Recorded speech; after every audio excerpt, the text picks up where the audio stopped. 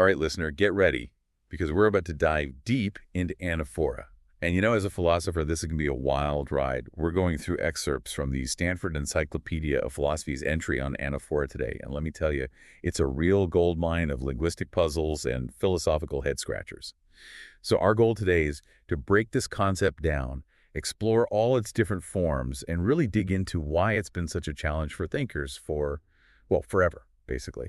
What's really fascinating about Anaphora is that it kind of reveals how interconnected language really is. It shows us how meaning isn't just about individual words, but about these intricate relationships between them. And these relationships, as we'll see, can get super complex, especially when you're looking at it from a philosophical point of view.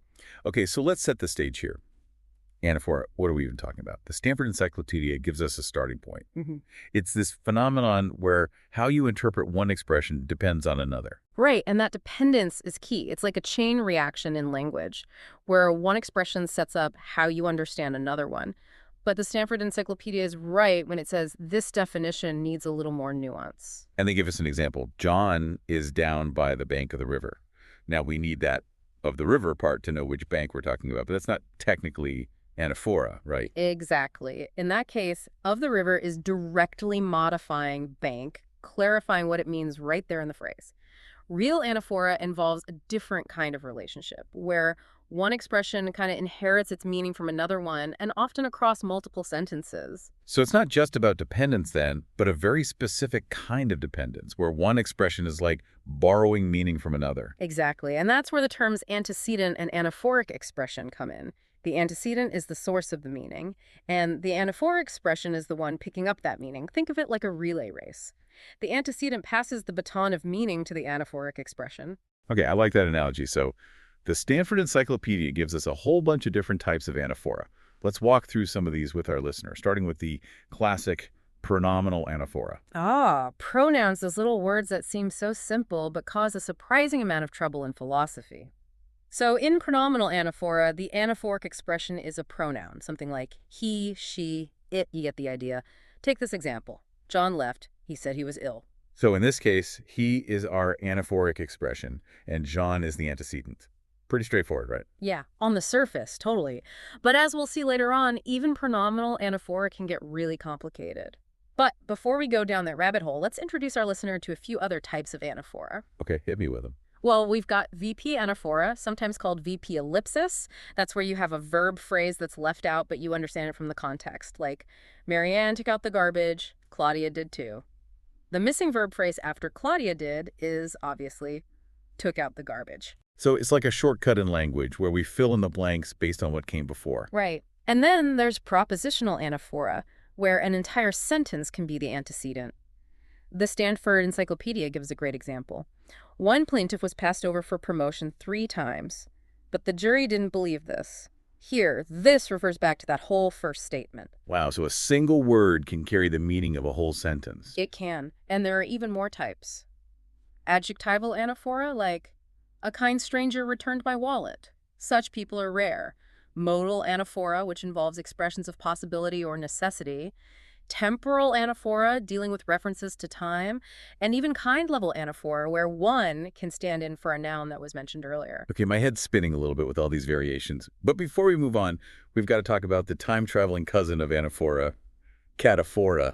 Yes, cataphora. It's basically anaphora in reverse, where the anaphoric expression actually comes before its antecedent. Like in, if she doesn't show up soon, Jane will be disqualified. So here, she refers to Jane, even though Jane comes later in the sentence. It's like the pronoun is getting its meaning from the future. Exactly. Now, of all these fascinating types of anaphora, the Stanford Encyclopedia seems particularly interested in the philosophical puzzles raised by pronominal anaphora, wouldn't you say? Absolutely. It's those little pronouns that really get the philosophical wheels turning. But even within pronominal anaphora, there are some cases that are relatively easy to explain, right? Right. When a pronoun is directly picking up its reference from a noun that was just mentioned, like he, referring back to John, it's pretty simple. And it's also pretty clear when a pronoun has a quantifier as its antecedent, like in every male lawyer believes he is smart. Right. So in that case, he is acting like what we call a bound variable, standing in for any lawyer that fits within the scope of that quantifier. These cases are pretty well understood. They are. But here's where things get really interesting, at least for a philosopher like yourself, listener. There are situations where these simple explanations just don't cut it. We call these cases of problematic anaphora, and they've caused a whole lot of debate in philosophy. Okay, you've got my attention. Problematic anaphora. Tell me more. What kind of troublemakers are we dealing with here? Okay, so we've got these problematic cases of anaphora, and philosophers are ready to rumble, right? What are these tricky situations that have stumped the traditional theories? Well, the Stanford Encyclopedia lays out three main types of problematic anaphora. First up, we have discourse anaphora. Take a look at this example. An anthropologist discovered the skeleton called Lucy. He named the skeleton after a Beatles song. Now, it doesn't seem like he is just referring back to an anthropologist, right? Because that phrase isn't really picking out a specific person. It's more like it's saying some anthropologist, you Yeah, know? it's not like we're talking about some particular anthropologist that we both know. Right. And the Stanford Encyclopedia mentions this guy, Gareth Evans, who makes a pretty strong argument against treating he as a bound variable in these cases. He points out that if you try to treat they as a bound variable in a sentence like, few professors came to the party, they had a good time, it just doesn't work logically. Okay, help me untangle this logical mess. What's the problem with the bound variable idea here? Well, if they were a bound variable, the sentence would be saying something like, for every x, if x is a professor and x came to the party, then x had a good time. But that's not what the original sentence is getting at. It's saying that out of all the professors who came to the party, and there were only a few, they had a good time. Ah, okay, I see the subtlety. We're not talking about all professors in general, just the ones who are actually at the party. And that word few is telling us something about the proportion of those party-going professors who had a good time. Exactly, and that nuance gets lost if you try to force they into that bound variable box. So discourse anaphora presents a real challenge for those traditional theories that try to say that pronouns are either directly referring expressions or bound variables. Okay, discourse anaphora, you're officially on the philosophical watch list. What other pronoun puzzles are waiting for us? Next, we have what are called Geach discourses, named after the philosopher Peter Geach. These are all about how pronouns can seem to refer to things that don't even exist. The Stanford Encyclopedia gives a modified example from Geach himself. Hob thinks a witch blighted Bob's mare. Nob wonders whether she killed Cobb's sow. Okay, but hold on. As a philosopher, I have to point out that witches aren't real. Exactly. But the she in that second sentence seems to be talking about the witch mentioned in the first sentence, even though, as we know, witches are fictional. Well, this is getting into some deep metaphysical territory. So Geach discourses basically throw a wrench into the idea that pronouns always have to refer to real things in the world. They do. And this is especially puzzling for theories of reference that depend on that direct connection between language and the world. If a pronoun can refer to something that doesn't exist, then how do we explain its meaning? That's a real brain twister. Okay, what about the third type of problematic anaphora? You mentioned something called donkey anaphora earlier. Ah, yes, donkey anaphora, the classic philosophical brain teaser. They've been the focus of so many papers and debates, and it's easy to see why. They involve sentences like, if Sarah owns a donkey, she beats it, or every woman who owns a donkey beats it. I see the problem right away. We don't know which donkey it is referring to because we're not talking about a specific donkey in either of those sentences. You got it. And that's where those simple explanations of pronouns break down. These pronouns don't fit neatly into the categories of either referring expressions or bound variables. So they've led to a whole bunch of new theories trying to explain how they work. Okay, so we've got these three troublemakers: discourse anaphora, Geach discourses, and donkey anaphora. And they're all challenging our basic ideas about how pronouns function. That's right. And that brings us to this whole world of competing theories about how problematic anaphora actually works. There's discourse representation theory, dynamic semantic approaches, D-type approaches, just to name a few. They each offer a different perspective on this philosophical puzzle. Okay, round two is about to begin. Let's take a closer look at these theories and see how they try to tackle those troublesome pronouns. All right, listeners, so you've gotten a taste of the anaphora puzzle. Now it's time to explore some of the philosophical moves thinkers have come up with to solve it. Let's start with discourse representation theory, or DRT for short. It's been called a real game changer in how we think about meaning. Yeah, DRT takes a pretty bold step away from traditional semantics, like you said. One of the pioneers of DRT, this guy named Hans Camp, argued that those classic semantic tools just couldn't handle the complexity of anaphora, especially in those problematic cases we've been talking about. So what's DRT's secret weapon? How does it deal with those unruly pronouns? Well, DRT introduces this radical idea. Indefinites, like an anthropologist or a donkey, they don't actually function as existential quantifiers in the way we traditionally thought. Instead, they act more like predicates, but with free variables. Okay, break that down for our listener. What does it mean for an indefinite to be a predicate with a free variable? Imagine we have the sentence, a man walked into the bar. In DRT, instead of saying there exists an X, such that X is a man and X walked into the bar, we introduce a variable without giving it a specific value right away. So we have man X and walked into the bar X. So it's kind of like setting up a character in a story, but not giving them a full backstory just yet. We know something about them, but not their whole identity. You got it. And then when a pronoun comes along, like he, referring back to a man, it picks up that same variable, that same partially defined character, without needing a concrete object out there in the world to refer to. So DRT is all about building these chains of variables across sentences, rather than looking for specific objects for pronouns to grab onto. Exactly. And here's where DRT gets really clever. When it comes to figuring out the truth conditions, it kind of sneakily introduces that existential quantification over those free variables, but as a default, rather than stating it directly. So it's like saying, hey, we know there's some value out there that fits this variable, even if we don't know exactly what it is at this point. That's the gist. And this move lets DRT handle those tricky donkey sentences too. Remember how a donkey seemed to get this mysterious universal force in sentences like, if Sarah owns a donkey, she beats it. Yeah, it's like we suddenly have to think about all the donkeys Sarah might own, even though the sentence doesn't explicitly say that. Exactly. DOT explains this by saying that the variable introduced by a donkey gets bound by an operator that has universal force, like that conditional if. So it becomes, for any x, if x is a donkey and Sarah owns x, then Sarah beats x. That universal quantifier kind of enters through the back door, so to speak. Very sneaky. DRT is like a linguistic magician, playing around with quantifiers to explain those tricky pronoun behaviors. But even master magicians have their limits. What are some of the challenges DRT faces? One of the main criticisms is what's called the proportion problem.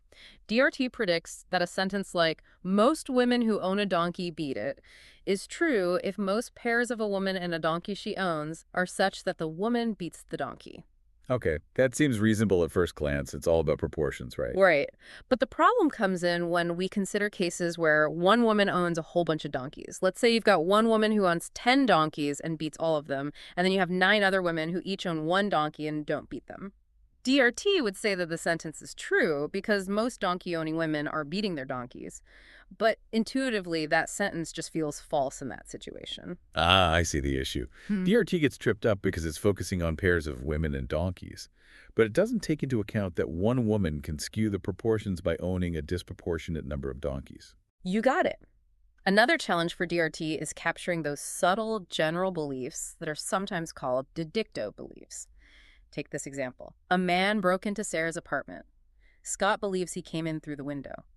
Scott might have this general belief about the break-in without actually knowing who the burglar is. Right, he could just have a suspicion, maybe because the window was left open or something. Exactly. But the way DRT does that default existential quantification over the whole discourse, it acts like a wide-scope existential quantifier. It ends up saying that Scott has a belief about the specific burglar, even though he might not have anyone in mind at all. So DRT has trouble when it tries to represent beliefs that aren't tied to specific things in the world. Are there similar problems with other kinds of sentences? Yep. DRT runs into similar difficulties with sentences like, every woman who has a secret admirer thinks he is stalking her. Again, the woman might just have this general unsettling feeling without knowing who the admirer is. ERT struggles to represent that because its default existential quantification forces a specific person into the picture. So DRT is powerful, but it's not perfect. It seems like capturing all the nuances of belief and reference is a real hurdle for any theory of anaphora. It really is. But even with its limitations, DRT was a huge breakthrough. It highlighted how dynamic meaning can be and how important context is in shaping how we interpret things. And it paved the way for other dynamic approaches, which try to build on its insights while addressing some of those shortcomings. Okay, let's explore some of those dynamic approaches then. What's the next stop on our anaphora adventure? One of the leading dynamic approaches is called dynamic predicate logic, or DPL. DPL tries to keep those dynamic aspects of DRT while still sticking to the principle of compositionality. The idea that the meaning of a complex expression comes from the meanings of its parts and how they're put together. So DPL wants to have its cake and eat it too. Keep that dynamic flow of meaning, but still play by the rules of traditional semantics. How does it manage that? DPL treats language like a game, where every expression you utter changes the rules of the game for what can come next. In this game, indefinites, like a man, are still treated as existential quantifiers, but there's a twist. Instead of just producing a set of things that satisfy the quantifier, DPL generates a set of ordered pairs. These pairs consist of an input assignment and an output assignment. Okay, I'm intrigued. How do these ordered pairs contribute to the whole dynamic thing in DPL? Well, the output of one expression becomes the input for the next one, creating this chain reaction of meaning. Take our good old example, a man loves Annie, he is rich. DPL treats those consecutive sentences like they're conjoined, so it's kind of like saying, there exists an X such that X is a man and X loves Annie and X is rich. Okay, I'm following so far. But how does this help with the anaphora problem, especially when he is outside the scope of that a man quantifier? That's where the real magic of DPL lies. It's all in how it handles the semantics of those existential quantifiers in conjunction. Both of them are considered dynamic, which means they can actually affect how you interpret expressions that come after them, even if those expressions are outside their usual grammatical scope. Ah, so they have this ripple effect that extends beyond their immediate grammatical neighborhood. Exactly. So the existential quantifier sets the stage by introducing this X that's a man who loves Annie. Then, because conjunction is also dynamic, that same X carries over to the next sentence, and that's how it binds that pronoun he. So the quantifier is semantically binding the pronoun, even though it's not syntactically within its scope. It's like a behind-the-scenes connection. Exactly. And this dynamic binding is what lets DPL account for donkey sentences as well. Let's go back to our old friend. If a farmer owns a donkey, he beats it. DPL would represent it like this. Exists an X such that X is a farmer, and D exists a Y such that Y is a donkey, and DX owns Y implies X beats Y. Okay, the variables are all lined up. Now what's the magic trick? Well, both the existential quantifier and the implication are dynamic. This means that those quantifiers in the first part, the antecedent, can semantically bind the variables in the second part, the consequent, even though they're not syntactically linked. And to make sure the truth conditions work out right, DPL adds one more ingredient. It says that a conditional is true if and only if every output assignment that satisfies the antecedent also satisfies the consequent. So in that donkey example, any situation where you have a farmer owning a donkey also has to be a situation where that farmer beats that donkey. Yeah. And that gives us that strong reading of the sentence where the farmer is beating all the donkeys he owns. Precisely.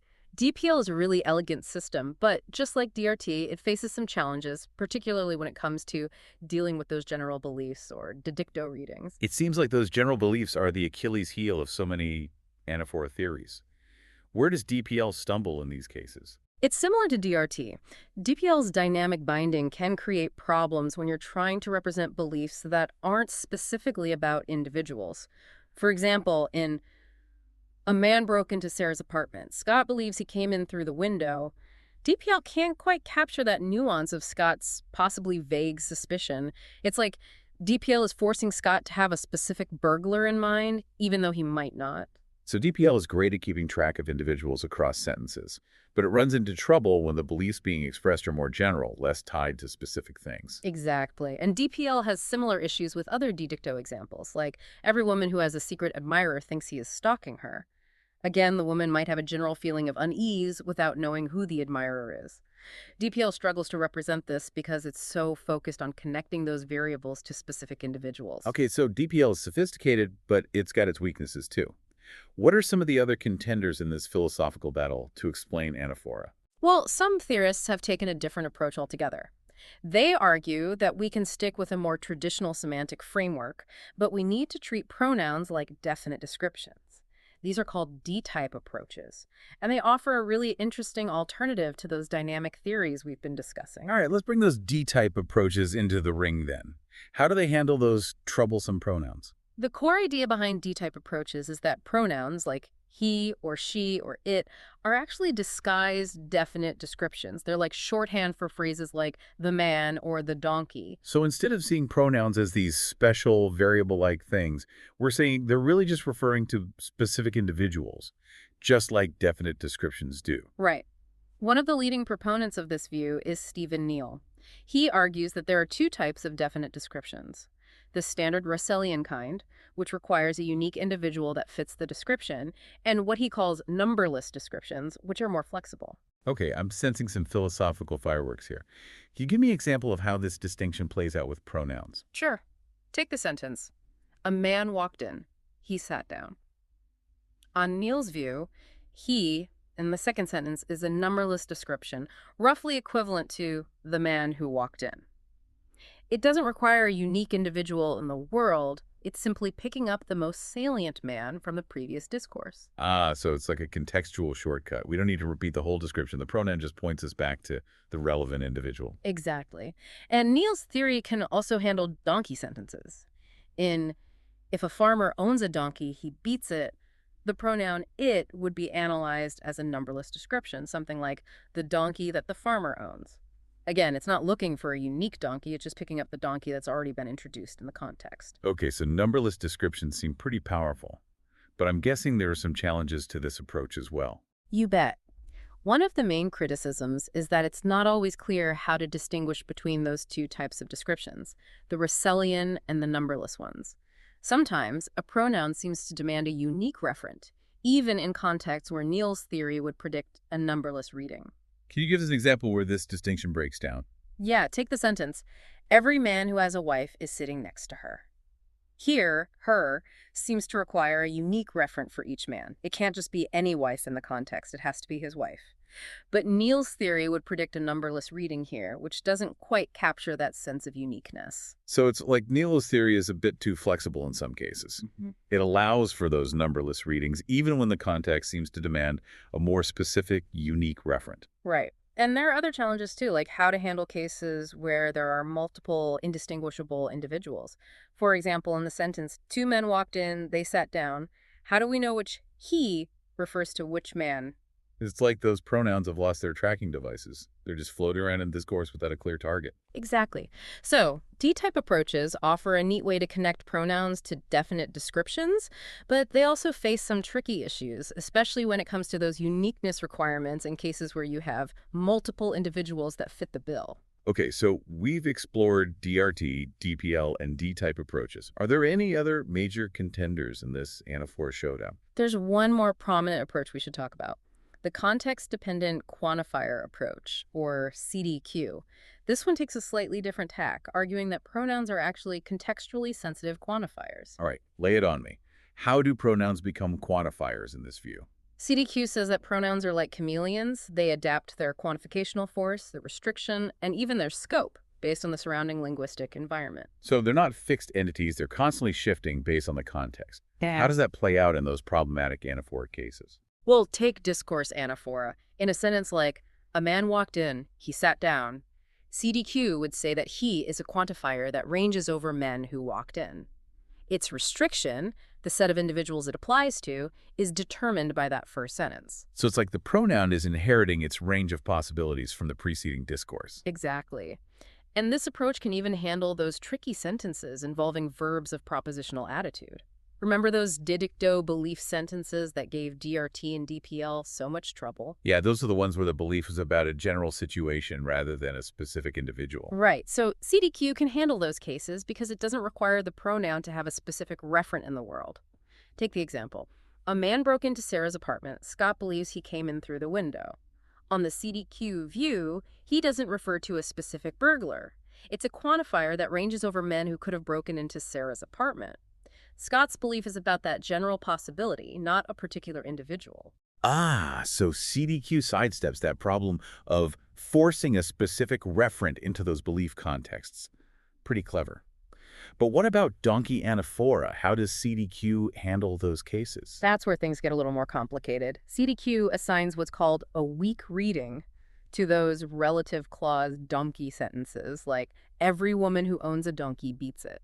Okay, remind me what a weak reading is in this context. A weak reading means that the sentence is true if, for every woman who owns at least one donkey, there's at least one donkey she owns that she beats. It doesn't require her to beat all her donkeys, just at least one for each woman. So it's a more permissive reading. It allows for some donkey beating variation among those women. Exactly. But there's been a lot of debate about whether donkey sentences really have this weak reading, or whether they have a stronger reading that requires the women to beat all the donkeys they own. It's like those donkeys have become philosophical celebrities. Everyone's arguing about how they're being treated. You could say that. Now, when it comes to those conditional donkey sentences, like, if a farmer owns a donkey, he beats it, CDQ proposes that we should understand them in terms of familiarity. Familiarity, what does that have to do with donkeys? Well, the idea is that the pronoun he refers back to a farmer who is already familiar to us from the context. Yeah. And then we quantify over those minimal situations where that farmer owns a donkey. So we're not talking about all possible farmers and all possible donkeys, just the specific farmer and his donkey that we're already focused on. Exactly. But this appeal to familiarity has been criticized. Some argue that it's not really doing the heavy lifting and explaining conditional donkey anaphora. So CDQ is innovative, it can handle some tough cases, but it also has its share of critics. It seems like this anaphora debate is far from settled. You said it. Anaphora continues to be a really active area of research in philosophy of language. Those seemingly simple pronouns have turned out to be some of the most complex and puzzling elements of language. Well, listener, we've taken you on quite a journey through the world of anaphora today. We've seen how those little pronouns can cause so much trouble for our theories of meaning, and how philosophers have come up with all sorts of clever ways to try to account for them. We've explored everything from discourse representation theory to dynamic semantics to D-type approaches and context-dependent quantifiers. And it is clear that there's no easy answer, no single theory that captures all the subtleties of anaphora. But that's part of what makes this topic so fascinating. It pushes us to think deeply about how language works, how we connect words to the world, and how meaning is shaped by context.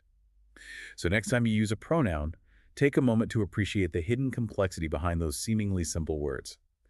They're a reminder that language is a powerful and often mysterious tool, and that even the most basic elements of grammar can pose profound philosophical challenges. And that's what makes it so fun. It definitely keeps things interesting.